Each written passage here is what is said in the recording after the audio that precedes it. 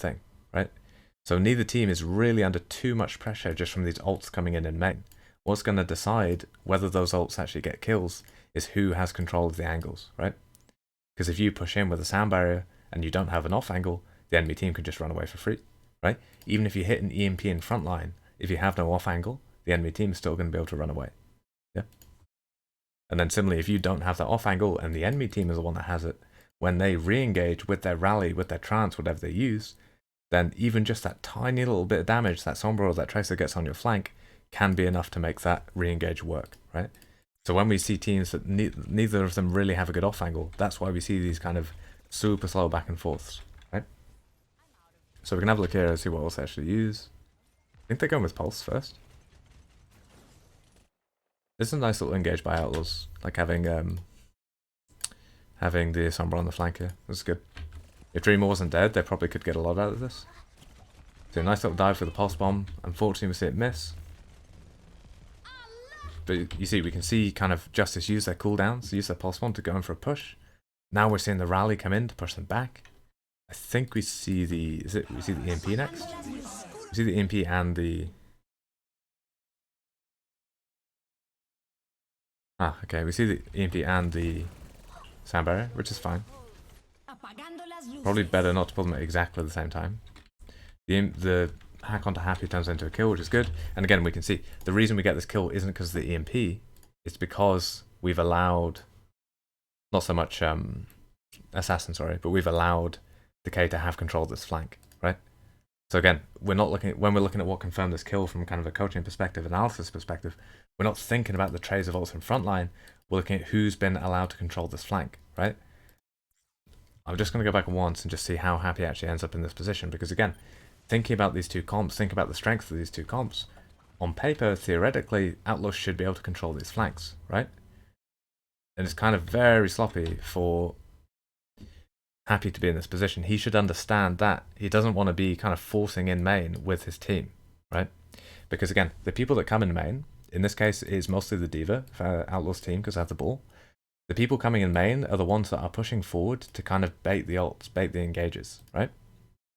And D.Va's perfect for that, because she can walk in with Matrix, meaning she doesn't take a whole lot of damage, and then she can fly away if the enemy team uses ults, right? And she's also got 600 health to help her do it.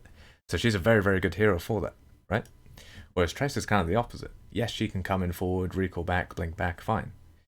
But she's also a much more valuable hero, right? She's not kind of winning the attention trade in the way that a D.Va would. Because if we have, 2, 3, 4 people looking at a D.Va, that's a very good trade for the D.Va, right? Because she can just Matrix it, fly away, she's fine. Whereas if we have 2, 3, 4 people looking at a Tracer, our Tracer's going to be useless, right?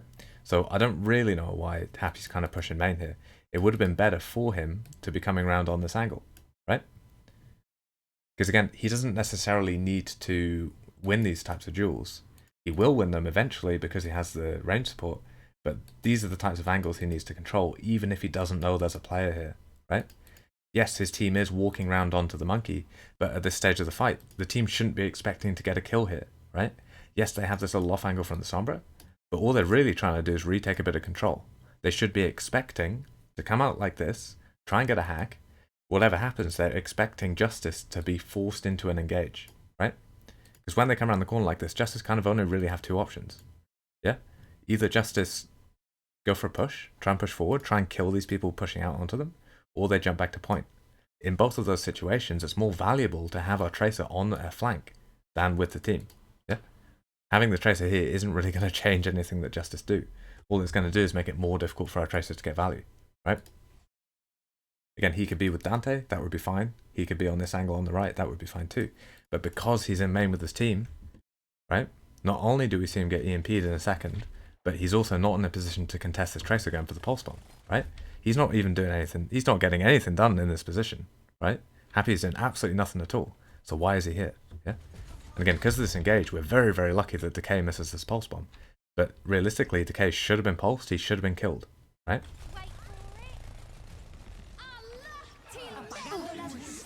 And then, because he's in this position, yes, this position now, after the engage happens, isn't so bad, but he's also so close he gets EMP'd, and then he kind of loses his fight on the flank. Yeah. Whereas if before he was already fighting here, He would know where the enemy tracer was. He'd have probably stopped her coming in for the pulse bomb. He wouldn't have got caught by the EMP, and then maybe he even gets a chance to kind of chase the tracer and deal with her once his team starts to repush with rally. Yeah. So we can see how we get this kind of cascade failure again, just from Happy, instead of focusing on the flanks, he's kind of focusing on walking in with his team. Yeah. So again, we don't really care too much about the ult cycles going back and forth, because in terms of the main cores, you know, tanks and supports, or like D.Va and the supports for Outlaws, it's pretty simple. They use an ult, you walk back. You use an ult, you walk forward, right? Not really that complicated. In terms of tempo, you're just kind of reacting based on what you have in the ult pool. Could be a pulse bomb, could be an EMP, could be a rally, could be a sound barrier, right? Doesn't really matter what you're using, as long as you're kind of walking back and forward based on who has kind of most power in the ult at that exact moment, right? A couple seconds later, you might pull a sound barrier, you might pull a rally, which means then you're walking forward. So we don't really care too much about that when we're analyzing this, because it's pretty simple, and these teams aren't really going to mess it up.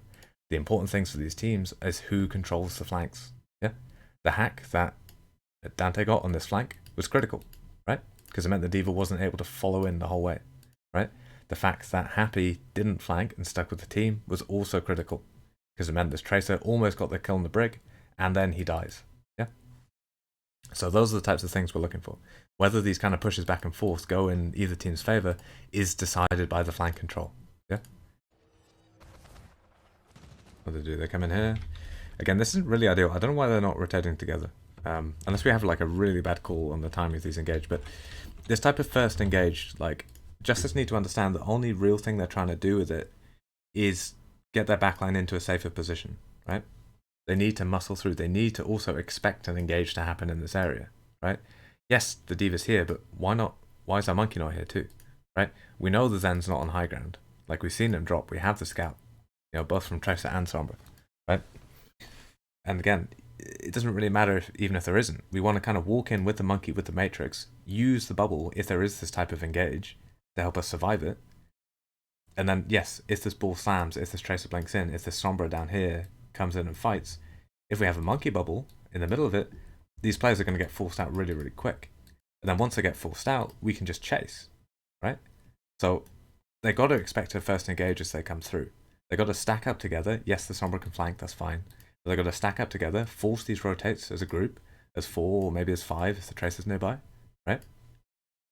And then once this kind of initial engage has been repelled, then you can walk forward, right? Again, you have this very kind of clear tempo of these fights when you're attacking with this comp. In that you're kind of walking in slowly, not necessarily slowly, but you're walking in, always ready to either fight when the enemy comes in, or if the enemy team comes in with loads of ults and you don't want to fight it, run away and disengage, right? Seeing Mag walk through the choke and immediately jump up onto this brig shows us that's not part of their mindset, right? Which, as we're about to see now, is what punishes them. Yeah, there's no reason for Mag not to be helping his team come through here. I don't know why Bebe and Closer are going different ways, but like that's also not ideal, right? But we can see because there's such a split between the main cores they're walking through, they kind of allow themselves to get bullied by these flankers. Yeah. Whereas if we have the backline kind of stacking up a little bit more with the Tracer nearby to help them push these players out, then we can actually use the monkey bubble, use the D.Va matrix, use like kind of overlap the healing of the supports to allow us to kind of muscle through with this rotation. Yeah. And again, if Outlaws had mines, for example, and use them as well in this area, so what's it called, Dreamers hiding up top, goes from mines in this rotation, because our team's sticking together, and because we're not wasting our cooldowns, we still always have that chance to disengage if we need to. Yeah? So like that's how Justice have to play this. And Mag, we saw it in the kind of previous game, I can't remember who was it versus, it was versus Paris Eternal, I think. Where Mag consistently was just throwing his jump out, right? He's throwing it out, he's trying to chase kills way too early, and his team was consistently getting punished for it. So this might actually be something that we see a lot this series too, right? But there is no reason for Lucio Moira to get caught out in this first rotation when the Zen, Brig, and the D.Va are miles away on the other side of the map, right? There's no reason for that to happen, unless Justice are really messing up these early rotations, which is honestly one of the easiest bits of the comp to play. We see teams mess them up all the time, but it's one of the easiest parts of the comp to play, right? Like, split your Sombra a little bit, get her to scout the push, right? Again, she's scouting from here, that's fine. The rest of the core needs to stick together, muscle the rotation together. Yeah? See what happens here. They're coming out. This is better, right? Because they're not jumping in. And you can see how this core rotating together means they're able to repel this. Their tracer's nearby, she can focus the Sombra. This ball commits to a slam. We've got Monkey Bubble, we've got Diva Matrix, we've got the supports. We should be able to survive pretty easily here. Yeah? And we can see how different that is to the previous fight. This I don't really like too much. Like, this would be fine if you had the off angle, but you don't. You might get away with it because you have Primal. But did we see Assassin? I'll just see how it happens first, because it's not. Oh, Jake, I don't know. Okay, right. Okay, so we see a few different mistakes here. First, we see Assassin getting forced out, and we'll see what happens with Assassin. Because if the comms are in the game, and we know that Justice are looking for a dive, then Assassin shouldn't be over here. He should be kind of in this area around here, whatever, right? Obviously, the other option is Mag just sees the opportunity to go for a dive because Jake is here. Why he's here, I have no clue. I think that's unfair. I think Justice is playing fine. The first rotation was good. I think the call just came out. Like, I think Assassin before was previously focusing on making sure his team could rotate in. I think a call just came out that Jake was in a terrible position. There's even bash away. Like, what on earth are you doing? What on earth are you doing, Jake? He still has his bash. I've got no idea what he thinks he's doing here. He has time to bash away as well. As soon as he is in this position and sees the monkey over here, he needs to bash away straight away. I don't know whether it's just like a slow reaction or like, I don't know, maybe he's going senile in his old age now. But like he can't allow himself to get caught there. I don't know what he's doing there. We can chalk it down to a mistake, but like, I don't know, just pretty bad. Typically what we would expect if Jake was in a better position, bash back to his team. The monkey maybe commits his dives, they maybe even commit the coalescence. But all they're going to use it for is to try and kind of take control of the point. They're going to force these players back. While these players are forced back, you know, they're then going to turn around and clear the back line. Yeah? But I don't know, Jake just puts himself in a terrible position and dies for it. I don't really know what that's about. So again, they're chasing a little bit. The Primal's okay, not too crazy about it. But they succeed in clearing the backline, which is a really important bit, right? They could have done it a little bit quicker. I think it took them a little bit too long to get onto the tracer, but they've succeeded in clearing the backline. So now, Outlaws, now all in this area. And this is a really, really good showcase, actually, right? So I'm going to show the whole fight, just like everything. I'm not going to pause it. I just want you to focus on the tempo of what's going on, because this is a perfect showcase of how these comps are playing. Yeah? We've seen the Sombra Scout pre-fight. I will play it all the way through. I just want to show it first. So we're focusing on a few different things. Focusing on the Sombra scouting and pre-fight. Focusing on the Tracer assisting the team in their rotation by kind of putting some attention on these players. Again, she's not expecting to win duels. She's just putting attention on them and stopping them from joining the dive. Yeah. Then we're seeing the main core rotate, stack their tank cooldowns together, stack their support healing together to allow them to rotate. Yeah. Once that rotation's happened, what we're then seeing is a commitment of resources from Justice in the form of Coalescence and Primal, right, to force Outlaw's backline in this area where they can't help the rest of the team, right? Once that happens and Outlaw's backline are over here, we'll then see Justice turn around and clear the rest of the map, yeah? And then once the rest of the map's cleared, now they have control of point, now Outlaws have to make an engage, or they, once they have control of the point, now Outlaws, they have kind of two choices. Either they go straight for the point with no off angle, or they spend 20 seconds setting up the off angles before they engage. Both situations, Justice are pretty happy with. Yeah.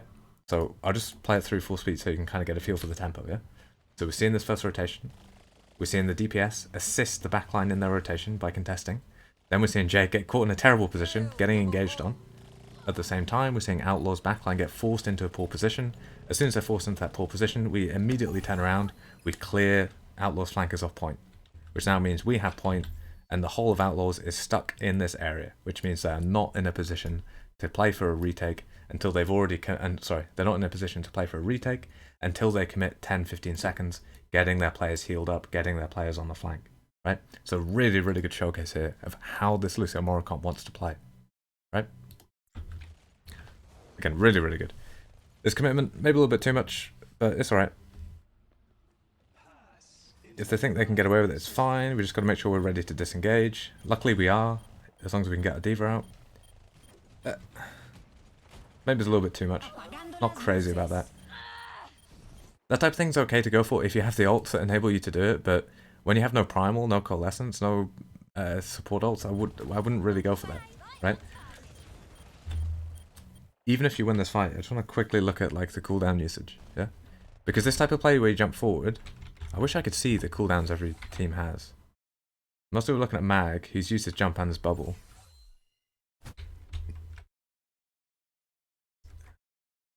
This type of engage is fine, but again, so just going back to what we saw before, where we saw the dive to zone out the backline, zone out Houston's backline to this area, then they turn around and clear point. The same thing needs to happen when you're going for these shorter engages, right? This engage is fine, but the mistake that we see is that,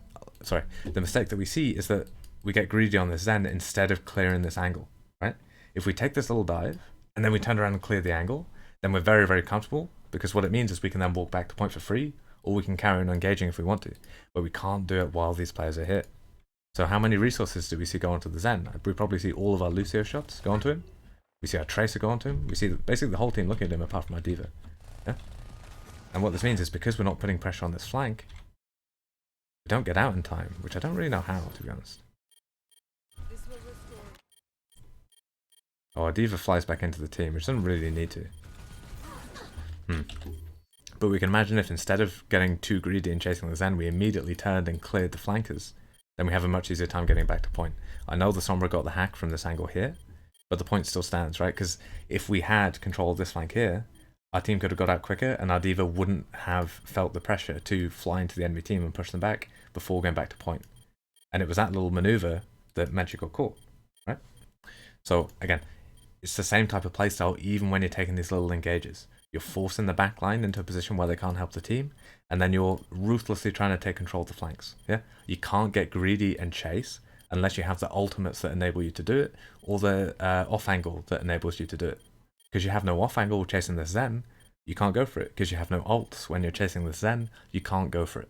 Yeah, which means the only thing you can do realistically is focus on clearing the flanks, right? Which again is what they should have done. It's the reason why their Diva gets caught. And I don't know if they're going to win this fight or not, but kind of all their problems this fight are going to stem from not clearing the flanks quick enough in that fight. Okay, so what we're seeing again here from there's obviously not a whole lot that there's not a whole lot that Outlaws can do to disrupt this rotation at this point because they have no ults. But what they can do is buy time for the DPS to take control of the flanks. Yeah, because again, the longer the fight takes, theoretically, these three players, plus the help of the Brig and the Zen, should take control of pretty much the whole map, right? So we're going to see Outlaws kind of back up, make this rotation last as long as possible. And once again, from Justice, we're seeing that type of opening rotation, yeah, where they're clearing out one side of the map, because they know that nothing can be in this area. So now it's quite easy for them to get close to the enemy team, because they're not getting shot from two angles, right? They should be able to engage, or they should be able to force point, if they start fights with these opening rotations, yeah? So we'll see what they do. Don't really have much of an off angle, so they probably won't commit too much. But they're doing kind of the same thing as first point. They're forcing the enemy team back, then they're going to try and take control of point.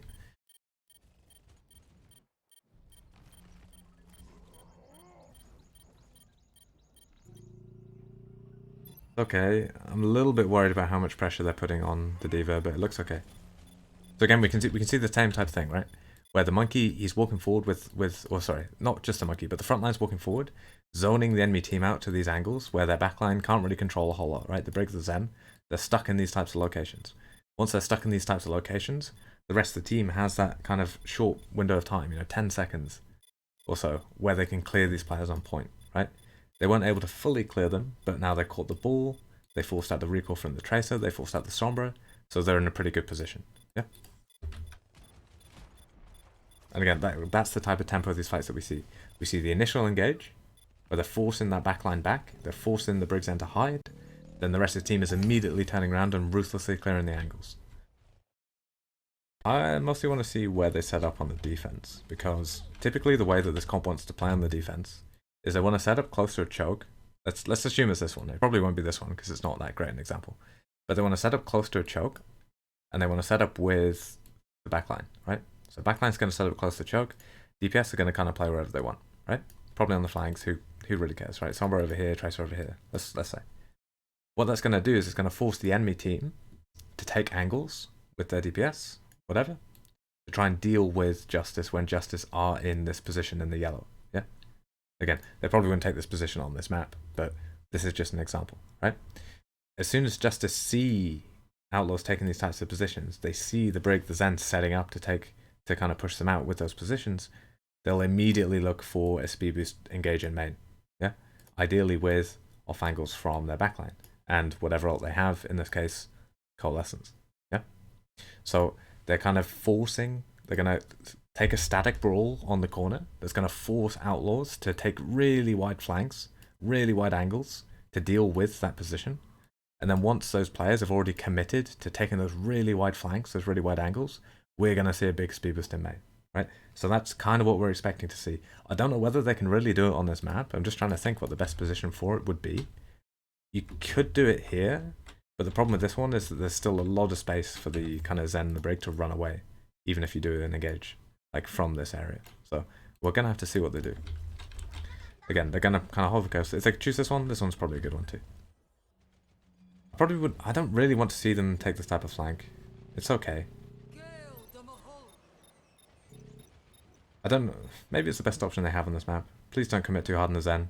Again, the goal of these initial engages from Justice's POV, if they have the off angle, yes, they can commit to go for the kill. If they don't have the off angle, they have to accept that all they're going to do is force these players back, which is going to give them an opening to clear these players over here. And again, we know that the angles are the most important thing. So whenever we see this type of engage, yes, we're seeing the commitment, we're seeing pulse bombs, we're seeing coalescence, we're seeing primal on the Zen.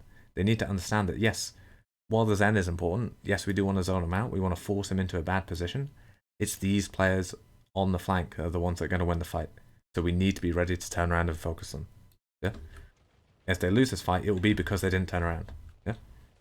Again, we get the hack on the Lucio dies. Mag inting in the enemy spawn to try and kill the Zen, killing himself, right? Again, so we saw a really good example last round of Justice playing it well. We're now seeing them make a lot of mistakes with this, right? This type of rotation, it's fine. It's not fantastic. If they knew they were going for this type of play, why aren't we seeing Assassin hound the backline? I don't know, right?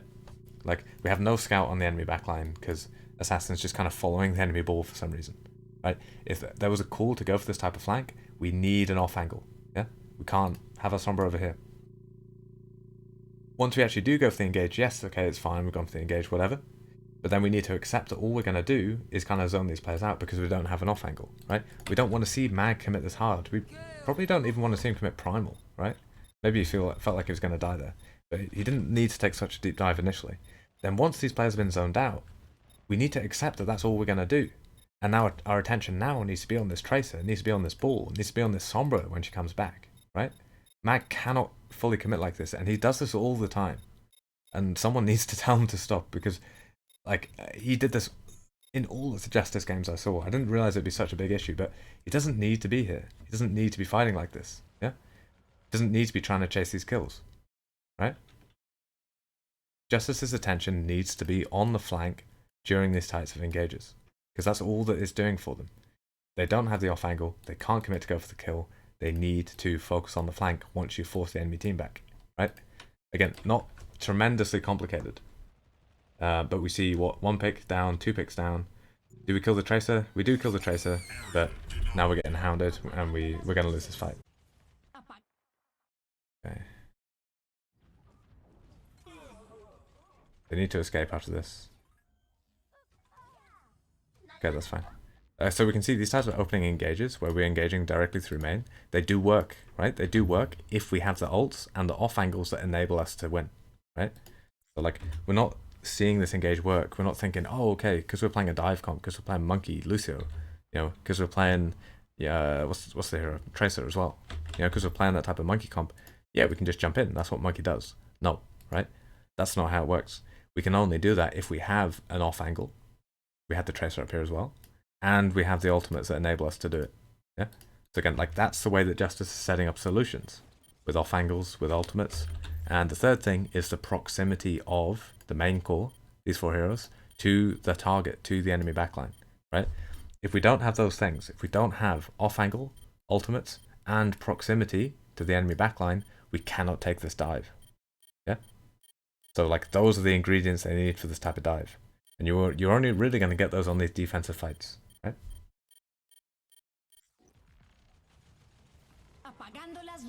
Anyway, very good from Justice. Good to see them actually escape as well, because like a lot of the time they don't manage to make it out of those types of engages. Let's see how they mess it up. I'm not too crazy about this type of rotation either, because again, it doesn't work if you don't have an off angle, right? Whereas we're seeing, what are we seeing? We're seeing both DPS actually go with them, right? We're seeing both DPS come with the rotation. If we know we're going for this type of rotation, why isn't our Tracer hiding over here? Why isn't our Sombra hiding over here? Yeah?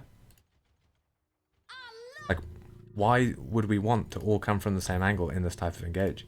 This type of thing is only going to work if we have some sort of off angle, yeah? And while, yes, Outlaws, theoretically, and again, this is also one of the things that Dreamer's doing, he's coming around, he's hunting for the translocator. Yes, they do have the potential to do that. But if we're forcing this type of early engage, you know, that's the only option that Justice have, is to commit to putting someone on an off angle, yeah?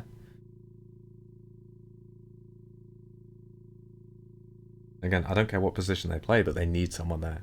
Otherwise, this engage here is never going to work. And we can just see that here, right? Like, they come in, but, you know, no one's... Like, this Zen's by himself on point, right? You know, we can imagine if we had anyone, Tracer, Sombra, anyone, on an off angle, this chance is getting forced out straight away, yeah? If we had anyone over here, we can find a hack. Maybe deal with a brig, maybe deal with the ball, yeah? Even if our Tracer's over here, it's going to distract damage away from dealing with our monkey. So maybe our monkey actually survives this, right? That's the other thing as well, is that when we're taking these types of engages, if we have a little bit of flank control, doesn't have to be too much, it means that the enemy team can't punish our engage as much, because we have players here to stop them when they're trying to chase our monkey, or stop them, you know, when they're trying to kind of follow us when we're trying to disengage, yeah? So again, like, the flank control is super important, and Justice's comp can play it. It mostly relies on the Tracer of the Sombra playing kind of sneaky, so that they don't get scouted before they engage, but that's something that's very easy to do, right? Well, not very easy to do, but it is quite easy to do on this map when you know you're forcing a quick engage like this, because you're not hiding for 30 seconds, you're only hiding for, what, like 5 before your team's coming in to engage. So there shouldn't really be anything stopping you from taking these kind of slightly more sneaky angles in preparation for your team making that type of push, right? Again, shouldn't be that difficult for Justice to do. It does baffle me when we see such kind of fundamental mistakes, though, right? If Outlaws came out in a rein comp here, Justice would be in trouble, yeah? But maybe we'll see them swap, actually. I don't think they have much of a reason to commit to the ball. I guess it's not too bad, but...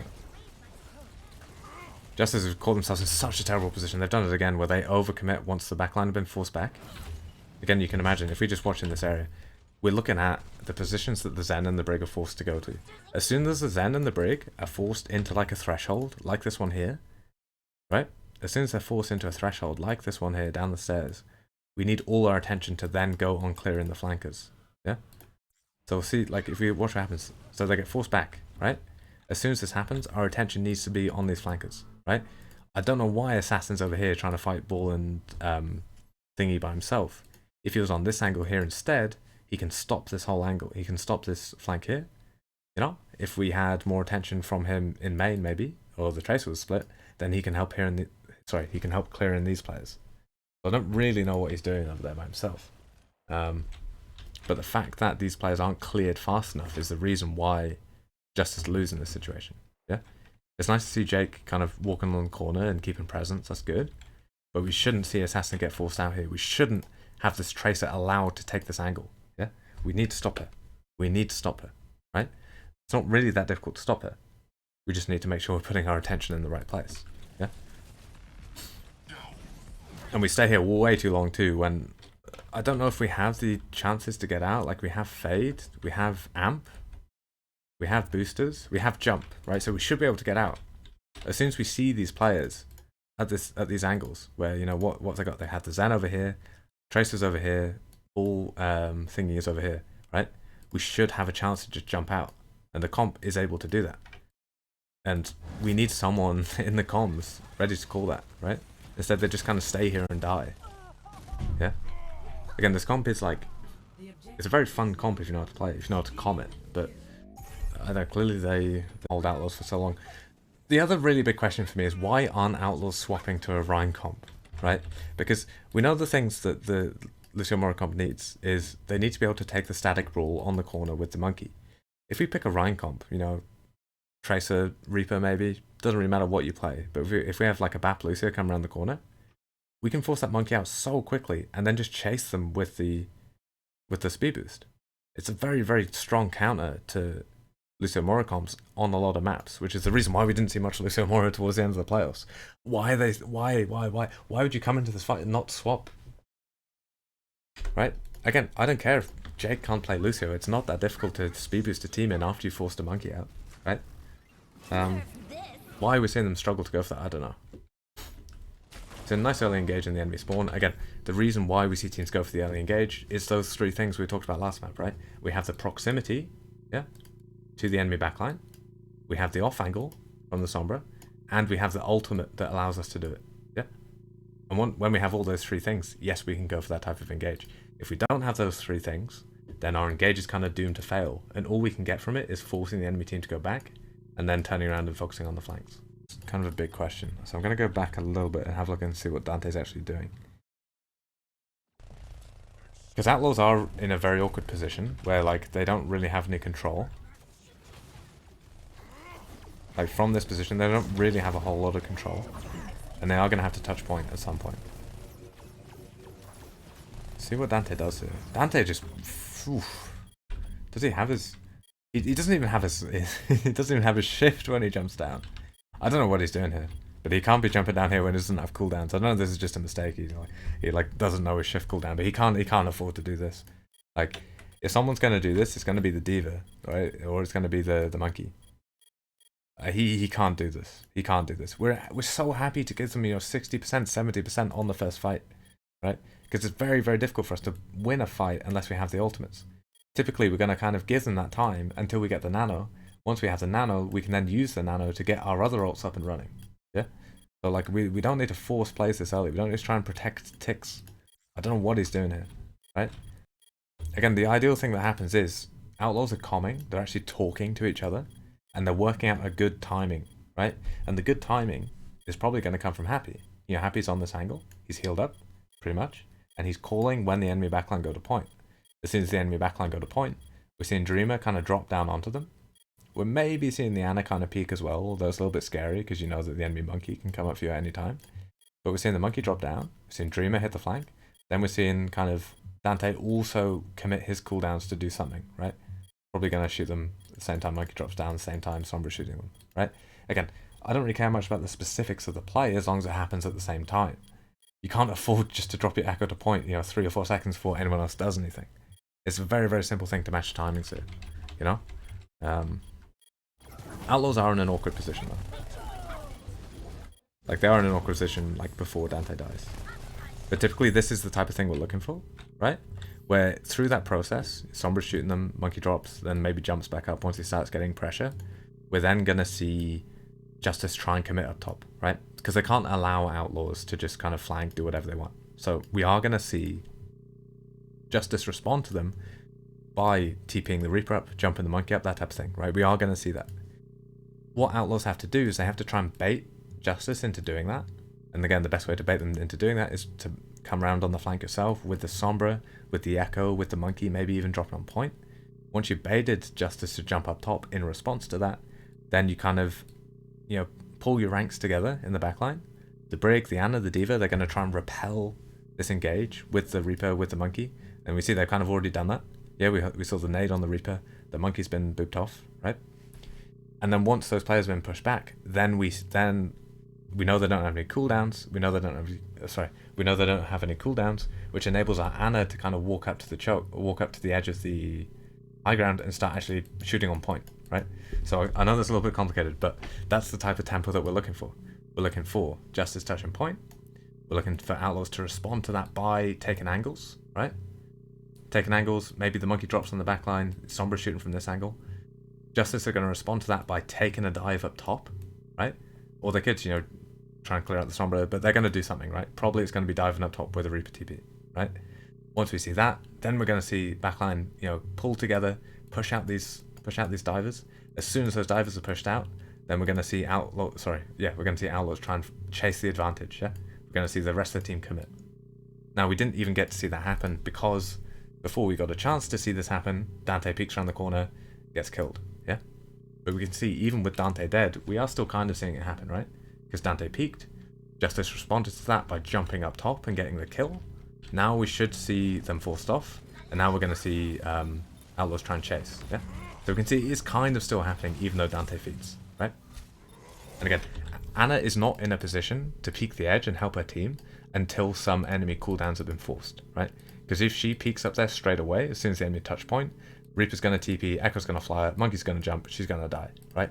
So they need to force out some cooldowns before Anna's confident enough to come around the edge and start shooting, right? Because Dante fed, we didn't really see that pan out, but we did kind of see it a little bit, right? So hopefully we kind of understand the way that fight is meant to happen from Houston's perspective. Yeah? They do us their copy because, like, Echo's okay on first point, mostly because of this window, and she's very good at helping clear the monkey, and she's very good at helping chase and like help people on this high ground. But on point B, it's not quite the same, because on point B you have these really tight chokes.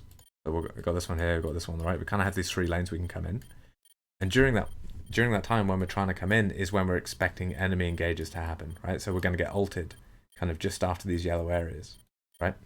Now, Justice Comp is really well equipped to deal with that type of engage because what they got? They got loads of defensive cooldowns, right? They have, so what do they have? They either have the kind of Tracer, the Sombra, or the Reaper, usually, right? So what we've got Wraith Form, you know, we've got Recalls, Blinks, we've got Sombra Translocator. Monkey's got his jump, he's got his bubble. You know, Diva's got boosters, he's got Matrix, right? Moira's got Fade. Lucio is the most vulnerable player on the team, usually, but he has boops, he has Wall Ride. Most importantly, he doesn't have to take angles. You know, because he's sticking at the back of this team, he can see an enemy engage coming miles away, right? He's not in a position on the flank where he can get caught out and be punished because he doesn't have the type of escape cooldown the rest of the team has. Yeah. However, Echo is kind of a completely different hero. Echo is kind of a completely different hero because she doesn't have that escape cooldown in the way the rest of the team has. Yes, she has her fly, but not only is she using it to kind of fight on the flank initially, she is also on the flank, right? Which means that she's very easy to catch out. And so she needs a defensive cooldown in order to escape from an engage, right? So when we're coming into point B, she doesn't have the same space as she had on first point to play, right? Which is going to make it very, very difficult because it's difficult to peel for an Echo with this team. They have no ranged heal, and it's very difficult to, it's a tough ask to get our Diva to turn around and heal her. It's a tough ask for our supports to focus on healing an Echo, right? If all our Diva and our supports have to do is keep each other alive, that's very easy because they're always kind of sticking together. But if we keep having to turn around and put attention on an Echo, not only are we probably not going to be able to save the Echo, but it's also going to distract our backline from keeping each other alive, right? So I'm hoping we see them swap after this copy because I don't like the Echo on point B, right? Again, not terrible, but versus a comp like this in this matchup, Assassin's is never going to be able to take an angle, yeah? And if he's not able to take an angle, Justice's comp is going to fall apart because every engage they take is going to get repulsed. Yeah. Yeah. Hey, Crow. So we'll see. So find the opening engage. That's fine. I don't know why we're diving so deep. Again, it's like we talked about it on the first map. That every time we put attention forward, what is it doing? It's forcing the backline back. It's forcing them into a defensive position. Yes, a defensive position means it's easier for them to stay alive, but it makes it more difficult for them to heal their flankers, yeah? And again, we can consider the monkey as a flanker in this situation. So while we still can peel with a nano, obviously, and yeah, we can probably, you know, sneak some brig packs around these pillars, right? These players aren't going to get anywhere near as much peel as they were before. So whenever we're walking forward and putting pressure on the front line, as soon as these players get zoned out, we have to turn around, we have to focus these players.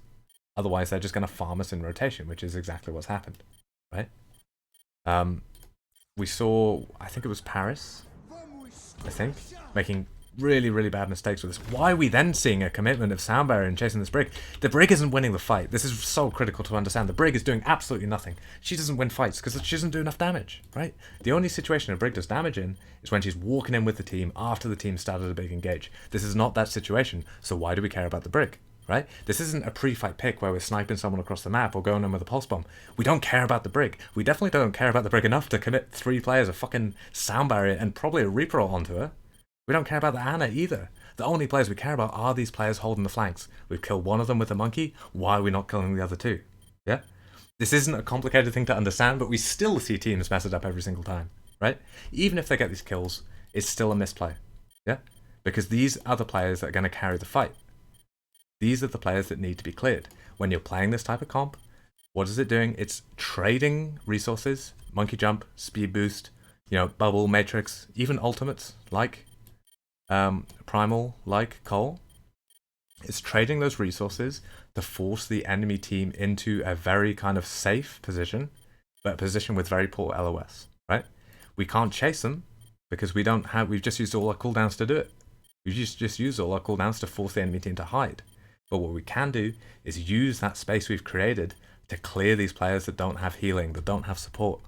It's not a complicated concept to understand, but we see every single team that plays this comp make the same mistake, right? And like, we'll see what actually happens, but like, you can't, like, I don't know what they expect. I don't know what they expect to happen. Now you're stuck in a room with a copy, with a rally. These players are still fully controlling your angles, your flanks. There's no way you win a fight from this position. Yeah. Again, it's not a complicated concept to understand, but we see every single team mess it up. A lucio moira comp, one of the best comps in the game. Honestly, I really like looking at it. I really like studying it. But we see every single team mess it up, right? Hopefully they don't. They come back with the echo. She has copy this time, so fine. Like, try and get value out the copy, that's okay, but then we need to swap. Because if we don't have a tracer, if we don't have a sombra on this flank, then every engage we make isn't going to have an off angle, and every engage the enemy make is going to have an off angle, because we have no one contesting it, right? So hopefully we see the swap soon. What are we seeing again with the team? So hopefully we're going to walk in main. We're going to walk in like this. We're not going to use a whole lot of cooldowns. Then the enemy team's going to be kind of forced to engage because we're not allowed to walk all the way up to point. Once the enemy team engage, hopefully we're just running away. We're not trying to commit to a fight, right? So this is fine here because we're coming in, we're skirmishing, we're forcing the enemy team out. Perfect, right? So good so far. Imp comes in.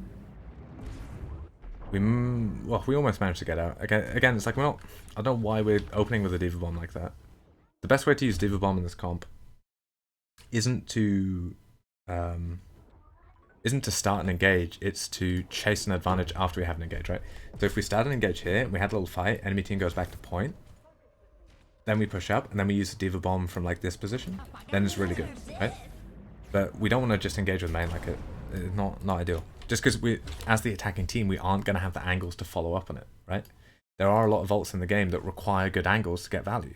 Copy's one of them, right? Diva Bomb's one of them. We don't need great angles to get value out of Coalescence, out of Sound Barrier, you know, out of Monkey Primal, right? Yes, obviously they're much better if we have angles, but we don't need the angles to get big value out of them. Whereas when we're looking at Copy, when we're looking at Diva Bomb, we already need positions, yeah. If we're using a Copy from this position, if we're using a Diva Bomb from this position, it's going to be really difficult to get value out of it, right? Whereas if we skirmish a bit and we use our other ults to get us to this position here, and then use the Copy, you know, use the Diva Bomb once we've already had a little fight and once we've already claimed this position, then we can actually follow up and we can get more value on it, right? So we don't want to see these opening engages, right? Yes, it might be the only ult we have at the moment, but why would we not just want to skirmish for 10 more seconds until we build a Coalescence, right? We have 4 minutes. We have 4 minutes, right? It's not a complicated concept to understand. It's a very, very simple thing to understand. Why we don't see teams do it, I have no idea, right? Are we so desperate to win a fight now that we can't afford to wait 10 seconds to build a Coalescence, right? Is like, what did Fury see? What did he see that made him think like, oh, nice, I can kill 4 with the Diva Bomb, you know? Like, it makes me sad, right? It makes me sad because because we're not looking at huge changes. We're not looking at huge changes in gameplay, right? All we're looking at is teams to do this type of thing more, where the monkey's walking in, making a bit of space with the monkey bubble, and then the rest of the team's turning around and clearing the Sombra, right? That's the play. That's what wins you fights, right? They're walking forward, making space with the monkey bubble, the rest of the team is ruthlessly clearing the Sombra. That's what we want to see, yeah? And again, how many fights are they going to need to lose before they realize that's what they have to do? Because they probably know it, they probably just don't remember that they have to do it, right? Still on the Echo. See what we've got here. Okay, that's fine. Clearing the Diva off. Again, with this type of comp, we're inching forward, yeah? We're making little plays, inching forward until we're close enough to commit with the ults, yeah? And again, if at any point during that kind of process of kind of inching forward from cover to cover, the enemy team comes in with loads of ults, because we were inching forward and we were holding our cooldowns, we should be able to disengage if we need to, yeah? So that's why the comp plays in that way. What are you seeing? So hopefully we're going to see Coalescence pretty soon. Help us chase the advantage. Unlucky Dante doesn't get the hack on the moira, but that's fine. Not tremendously convinced by this copy.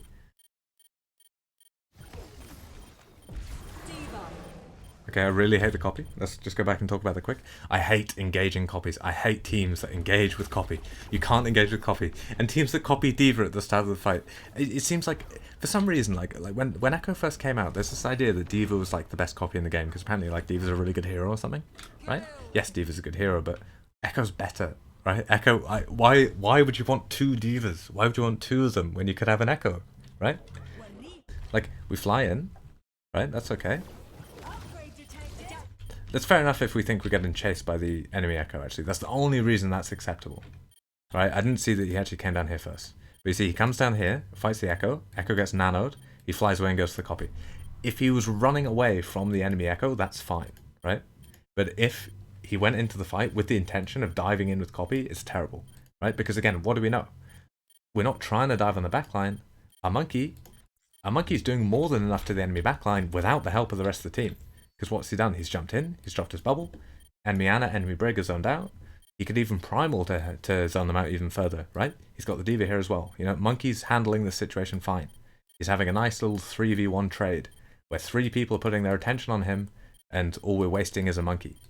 What does that mean? It means that the rest of our team, all 5 players on the rest of our team, can now focus on dealing with these players, you know, the way that we said the comp has to play it, right? So I don't like the copy, because all that's going to happen with the copy is we're just going to try and shoot the Diva. And then yes, maybe we get a Diva bomb, but who cares when we could instead be clearing these players, right? So like that's where our attention needs to go. We're kind of clearing them, but then we're also walking to point, and like walking to point's fine, but like I assume Dante's still in. No, he's out of stealth, right? I don't know how long he's been out of stealth, but people is that happy, yeah. People need to be shooting him. He needs to be cleared. The player that's going to win this fight is the Sombra, right? It is the Echo. The Echo's kind of been forced back to the team at this point. But right now, the Sombra's the priority. We force the Sombra out quick, then we can actually win a fight, because the enemy team won't have any angles for when they try and push out. Yeah? No one's even looking at it. Again, Decay dies because we don't clear these angles as we walk in, right? I don't know how many times I have to say it, but this is what we need to understand. Watch our monkey. Watch what our monkey does when we walk in. Watch how he basically kind of gives us a free opportunity to clear the flankers. But instead, because we decided we're going to walk to point and try and focus on the backline, we're getting farmed in rotation by this Echo, which is what we can't allow to happen. We have 2 Divas, right? I didn't agree with the copy, but now we have 2 Divas, right? So what do we want to do with 2 Divas? Do we want to spend our time matrixing our monkey, trying to fight in front line? Or do we want to fly both our Divas up into this Echo and stop her from farming our backline, right? We're incredibly lucky that she doesn't kill the Lucio here. But then it doesn't matter because she just kills the Reaper straight afterwards, right? Like if we're going to have 2 Divas, we might as well be like doing the job. Doing the job of actually clearing the flankers in the kind of time window that our monkey makes us. And they're coming back again on the Echo. Please go back to spawn and swap. Why would we want to play Echo here? Because again, every fight we're seeing that they're losing it because they don't have control of the angles. And we can imagine how much easier it would be to clear these players on the flank if we had a Tracer, if we had a Sombra, right? It'd be much, much easier to clear those players on the flank. Those players on the flank are what are losing us fights when we're pushing in. So why aren't we trying to focus them? Yeah? Echo doesn't help us with that at all. All it does is draw heals away from our supports and away from our tanks. That's literally all it does. Yeah? And when we have copy, we're using it just to copy Diva and have 2 Divas, so like, not ideal. What is Mag thinking? What does Mag think he's going to get away with here? Like what's it? Does he have is there a plan he's got?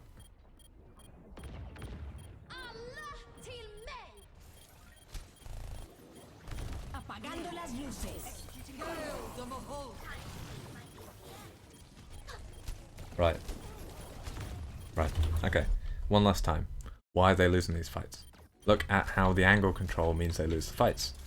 Right? Yes. Not a terrible dive from Mag, because they don't punch him straight away, the Diva's already distracted. But what it means is because the team isn't like clumped up with each other, it means our Moira, she's going to build coalescence so much slower. And I know we say it's not a good idea to keep the team clumped together the whole time, but in this comp it's kind of different, right? Because we're relying on being able to overlap our Monkey and our Diva. We're relying on being able to overlap our Moira and our Lucio to enable this Brawl Core of 4 to be really, really effective together, right? And like, because they're really effective together, we're building our Spore Dots super, super quick, which is enabling us to actually commit to engages, right? It'd be much better if Monkey's over here, Reaper can play here, that's fine, but instead we have a Tracer playing over here, we have a Sombra playing over here, instead of having an Echo just kind of stuck with the team that can't do anything, yeah? Because our Echo is going to need some sort of pocket to fight. She's going to need a pocket to fight on the flank. We don't have a support lineup that enables us to do that. Yeah? Again, because of that, we're not able to clear these players on point. We're not able to use the Monkey to clear the players on point, and we also don't have anyone on the flank to clear the flankers. Right? I know I've talked about this a lot, and I don't want to kind of go over it too much, but like that, I'm afraid that just kind of is the case. Yeah? And when we go for this engage, we don't have an off angle. We don't have a Tracer over here ready to come in. Right? We haven't cleared any of these players, which means it's basically impossible to follow up on this, even if they didn't have a rally, even if they didn't have a EMP. The other thing I want to draw attention to is that if you have control over the flanks, it doesn't have to be loads of flank control, you just have to contest these angles, it's going to massively increase the time it takes for the enemy DPS to build ultimates. Yeah? Because they're not able to just free fire you as you're walking in. Right? We can see this kind of, with so many of Justice's problems are being caused by the fact they're still playing this Echo. Yeah? Again, because they have no flank control, they're losing their Moira to fucking ball slams. Yeah? Oh, thank God we see the swap. Thank God. We're only 5 minutes into this map and I'm already like literally pulling my hair out. We finally see a swap. And this fight, let's see how different it is. We've already got him on the flank. Beautiful, beautiful. Let's see how different this fight is now that we've actually got a Sombra, right? And again, it's not the Sombra, it's not the pick, right? It is the angle. Any hero could take this angle. You know, you could get a Torb doing this, right? The Echo could do it, the Torb could do it. I don't know, fucking Orisa could try and do it, right? But on this map, versus this team, the Sombra makes the most sense, which is the reason why we see the Sombra, yeah? So any hero can do this. Because again, it's not the Sombra, it's not the hack, it's nothing like that. It's just the angle. That's all it is, it's the angle. Yeah? Any hero could do it. The Sombra makes most sense for this situation. So we'll see what happens here. Again, we're seeing a little rotation. Right. Now, I know that we're not seeing anyone in main, and I'm not going to kind of say that because the Sombra's here, no one's pushing main. But I guarantee you that the knowledge that the enemy team has a Sombra is making Dante play more cautiously, right? If Dante knew the enemy team had an Echo that was stuck with the team, there's no reason for Dante to play here. You know, he would probably play up here on the mushroom, a position that he can spam from, and take an engage like this from with copy, yeah? But because he knows they have a Sombra, and because the Sombra's not playing with, because the Sombra's playing kind of split from the team, he doesn't have free control of the sky, yeah? He can't play in this position because he knows the enemy team have the Sombra, which means that it's much, much easier for Justice to survive these types of engages. Yeah. So again, I really want to stress the importance of having just a tiny bit of angle control as a team that's trying to force these rotations. Yeah.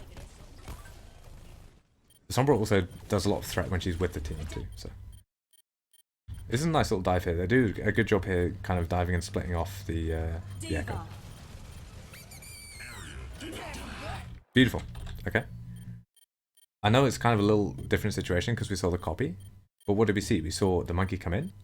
We saw, instead of chasing super deep onto the backline, we saw flying onto the Echo, forcing the copy. We saw a hack onto the enemy Sombra, killing her, right? So we can see how different of a fight it is. Because again, it's not about, oh, this time they managed to get the hack, this time they managed to shoot the Echo. It's about the things that Justice are focusing on as they push the point. Right? Well, sorry, the things that Justice are focusing on after they get to this position on point. Before, they were just going like full commit on the backline for some reason, ignoring the players on the flanks that were just free farming them as they walked in. Right? But for this fight, they were actually putting attention on these players, right? And again, they don't have to kill them. Sometimes forcing the copy is enough, right?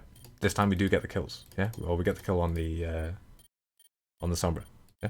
So like, this is how Justice have to win fights. I would be surprised to see them lose a fight from this position. Because again, what have they done?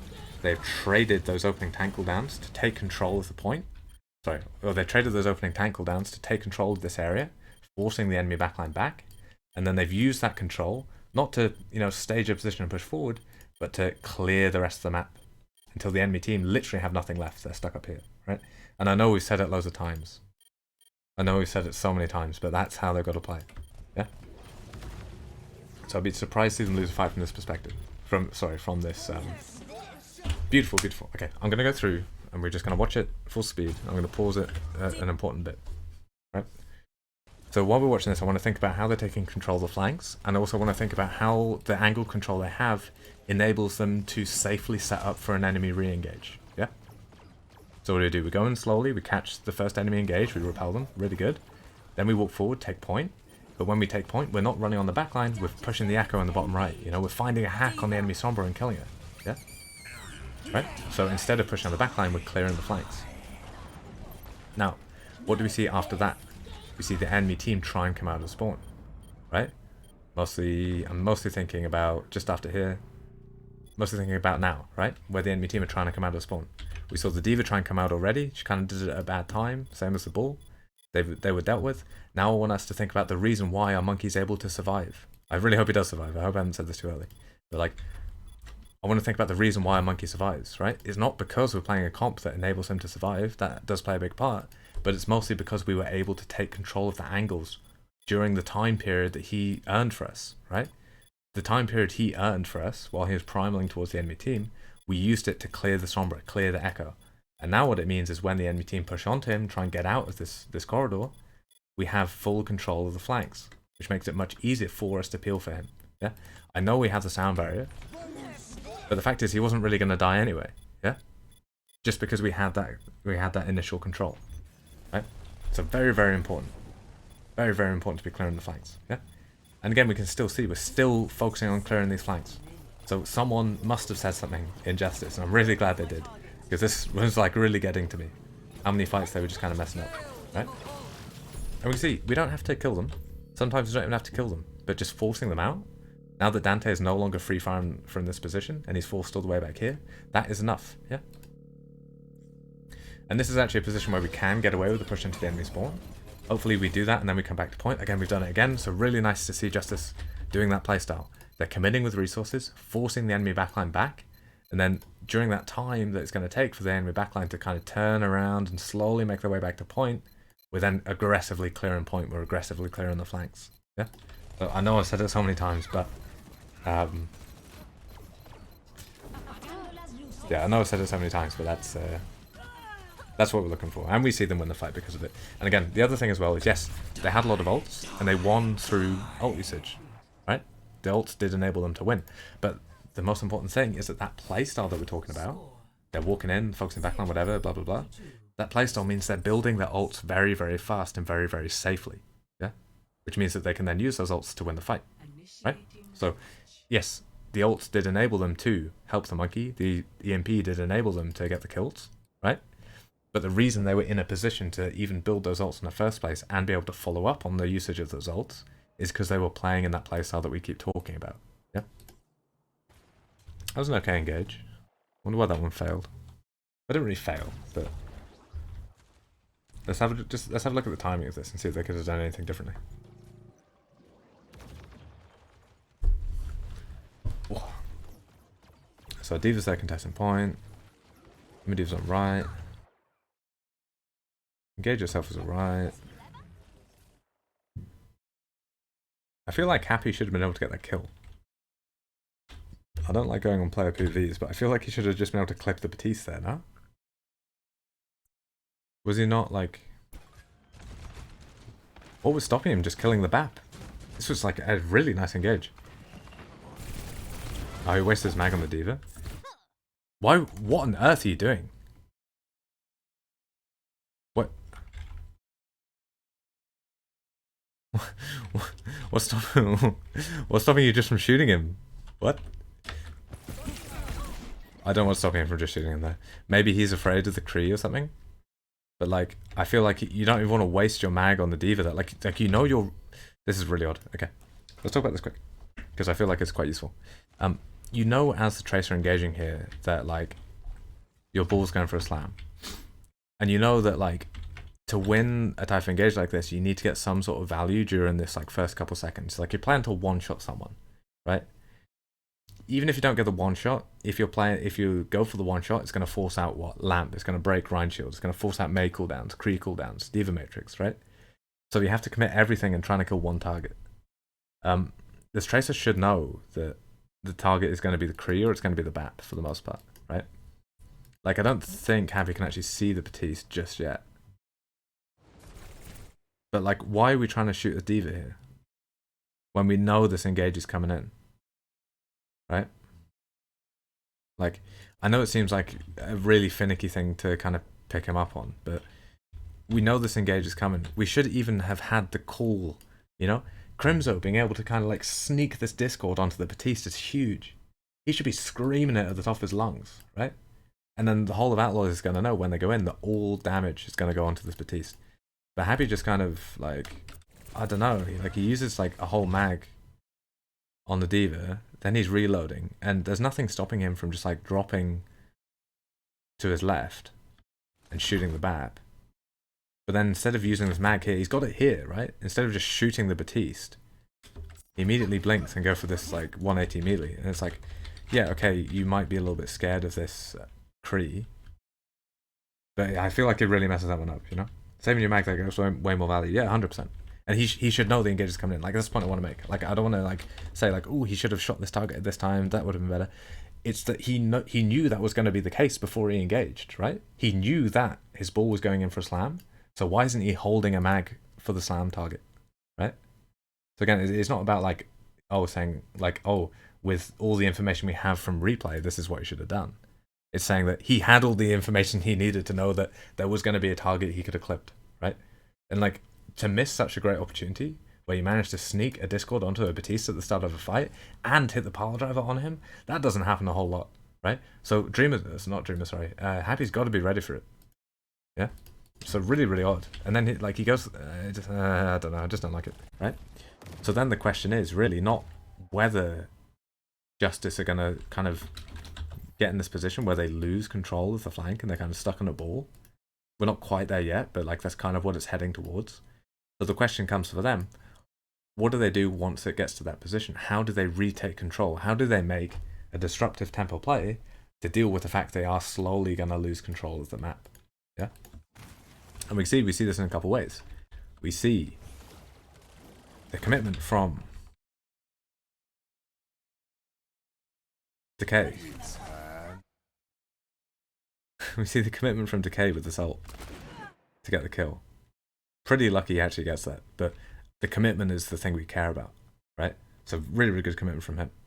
Like, that's how we get out of these situations, is by ruthlessly committing ults to try and catch people off guard, right? Again, it's like an aggressive tempo play. I know he's standing at the back of the team, but it's still that type of play, right? He's taking a wide angle and he's catching someone off guard. The more important one I want to draw attention to is this one we're about to see here from the Mei, yeah? Because what does the Mei do? Does she chill on point, try and help her team survive and engage? No.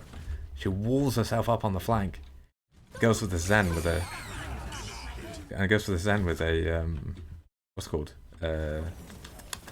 Blizzard, yeah? And no, like, it doesn't get the kills, but it's still a great play. It makes so much space for the rest of the team. Yeah? Diva. Is it going to be enough for us to win the fight? Don't know. But that's still the type of play that we want to go for.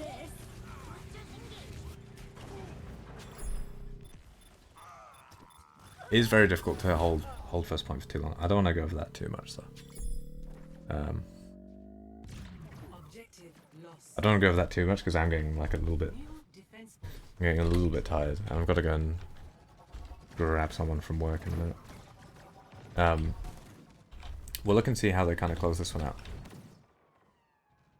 Again, they're rotating on the left, which is kind of the best thing for them. Justice are in quite a good position here. I wouldn't expect to see Outlaws win fights straight away. I would expect to see them swap eventually. Again, the important thing, what's the important thing? The important thing is who wins in this area here, yeah? Because it doesn't matter who's coming out of the choke, because that's quite an easy thing to respond to. And the Rein comp as well. The Rein comp's very happy fighting around the choke. Yes, sometimes they'll get pushed back if the enemy team have loads of ultimates, but they're very happy fighting around the choke. The same way that even if, you know, what they're called, Justice make a push in, we don't really care about what happens in the room. We care about who's taking space in main while Justice are distracted pushing in the room, right? So this is the main thing we're looking at here. Yeah? It's not always the case, but typically that is going to be the case. So it's always very good to see players doing that. And again, the way that these dive comps, the Outlaws are playing, the way that they create openings around chokes is by baiting on these flanks, yeah? Because Justice know they have to contest it. So if Outlaws keep baiting back and forth on the flanks, they're drawing resources away from the choke, which is going to give the rest of the team a chance to eventually burst out. Yeah.